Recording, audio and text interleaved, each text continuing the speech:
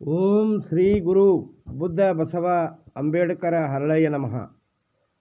ನಾನು ಮಾದೇವಪ್ಪ ಯಲ್ಲಪ್ಪ ಹೊನ್ನಕಸ್ತೂರಿ, ಪರಮ ಪೂಜ್ಯ ಡಾಕ್ಟರೇಟ್ ಹವಾಮಲ್ಲಿನಾಥರ ಭವಿಷ್ಯಲಿಂಗ ಆಶ್ರಮ, ಮನಗೂಳಿ ತಾಲೂಕು ಬಸವನ ಬಾಗೇವಾಡಿ, ಜಿಲ್ಲಾ ವಿಜಯಪುರ. ಶ್ರವಣ ಮಾಡುತ್ತಿರುವ ಎಲ್ಲ ಸದ್ಭಕ್ತರಿಗೆ ನನ್ನ ಶರಣಾರ್ಥಿಗಳು. ಇಂದು ನಾನು ನಮ್ಮ ಗುರಿ, ನಮ್ಮ ಸಾಧನೆ ಎಂಬ ವಿಷಯದ ಮೇಲೆ ಒಂದೆರಡು ವಿಚಾರಗಳನ್ನು ಹಂಚಿಕೊಳ್ಳುತ್ತಾ ಇದ್ದೇನೆ. ಸಾಮಾನ್ಯವಾಗಿ ನಾವು ಸಾಧನೆ ಮಾಡಿದಾಗ ಮಾತ್ರ ನಾವು ನಮ್ಮ ಗುರಿಯನ್ನು ತಲುಪುತ್ತೇವೆ. ಮುಂದೆ ಗುರಿ, ಹಿಂದೆ ಗುರು ಇರಬೇಕು. ಅಂದರೆ ನಾವು ದೂರದೃಷ್ಟಿಯಿಂದ, ನಮ್ಮ ಸತತ ಪ್ರಯತ್ನದಿಂದ, ಸತತ ಪರಿಶ್ರಮದಿಂದ ನಮ್ಮ ಗುರಿ ಮುಟ್ಟುತ್ತೇವೆ. ಆ ಗುರಿ ನಮ್ಮ ದಿನಚರಿ ಒಂದು ಕ್ರಮಬದ್ಧತೆಯಿಂದ ಸಾಗಬೇಕು. ಅಂದರೆ ಬದ್ಧತೆಯಿಂದ ನಾವು ಸಾಗಿಸಿದಾಗ ಮಾತ್ರ ನಾವು ಗುರಿ ತಲುಪುತ್ತೇವೆ. ಅದಕ್ಕಾಗಿ ಸಮಯ ಪ್ರಜ್ಞೆಯನ್ನು ನಾವು ನಿಗದಿಸಿಕೊಳ್ಳಬೇಕು. ಇನ್ನು ಅರಿವೇ ಗುರುವಾಗಿ,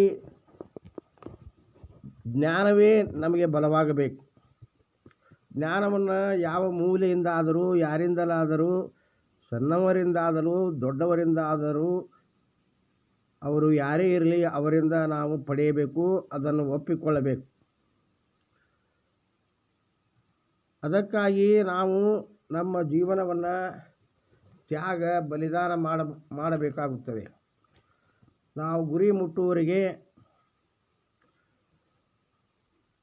ಗುರಿ ತಲುಪುವವರೆಗೆ ಒಂದು ಕ್ರಮಬದ್ಧತೆಯಿಂದ ಜೀವನ ಸಾಗಿಸಬೇಕು.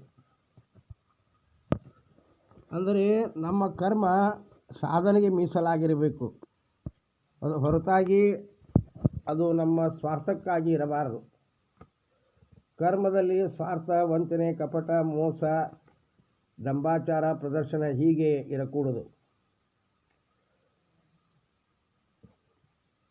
ಆ ಶಿವನ ಮೆಚ್ಚುಗೆಯನ್ನು ನಾವು ಪಡೆಯಬೇಕು.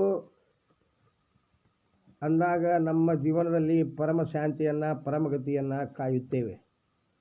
ಅಂದರೆ ನಾವು ಮಾಡುವ ಕಾಯಕ ಅದು ಪರಿಶುದ್ಧವಾಗಿರಬೇಕು. ಕಾಯಕದಲ್ಲಿ ಸ್ವಾರ್ಥ ಇರಬಾರದು. ಆ ಕಾಯಕ, ಆ ಕರ್ಮ ಶಿವನಿಗೆ ಅರ್ಪಿತವಾಗಬೇಕು. ಶಿವನಿಗೆ ಅರ್ಪಿತವಾಗುವಂತೆ ನಾವು ನಮ್ಮ ಕರ್ಮವನ್ನು ಮಾಡಬೇಕು. ಅಂದರೆ ಭಕ್ತಿ ಶ್ರದ್ಧೆಯಿಂದ ಯಾರು ಶಿವನನ್ನು ಆರಾಧಿಸುತ್ತಾರೆ, ಪೂಜಿಸುತ್ತಾರೆ, ನಿಸ್ವಾರ್ಥದಿಂದ ಲೋಕ ಕಲ್ಯಾಣಕ್ಕಾಗಿ ಅವರು ಬಯಸುತ್ತಾರೆ, ಅಂಥವರು ಆ ಶಿವನಿಗೆ ಪ್ರಿಯರಾಗುತ್ತಾರೆ. ಆಗ ಶಿವನು ಅವರಿಗೆ ಒಲಿಯುತ್ತಾನೆ. ಹೀಗೆ ಶಿವನಿಗೆ ಮೇಲು ಕೀಳು, ಬಡವ ಶ್ರೀಮಂತ, ಜಾತಿ ವಿಜಾತಿ, ಹೆಣ್ಣು ಗಂಡು ಎಂಬ ಭೇದ ಭಾವ ಇರುವುದಿಲ್ಲ. ಅವನು ಸರ್ವ ಸಮಭಾವದಿಂದಲೇ ಇರುತ್ತಾನೆ. ಎಲ್ಲರೂ ನನ್ನ ಅಂಶಗಳೇ ಎಂದು ಅವನು ಪರಿಗಣಿಸುತ್ತಾನೆ. ಆದರೆ ನಮ್ಮ ಕರ್ಮದ ಫಲಕ್ಕೆ ನಾವು ಫಲಶ್ರುತಿಯನ್ನು ಪಡೆದ ನಮ್ಮ ಸ್ಥಿತಿಯನ್ನು ಹಳೆಯುತ್ತೇವೆ, ಶಿವನಿಗೆ ಬೈಯುತ್ತೇವೆ.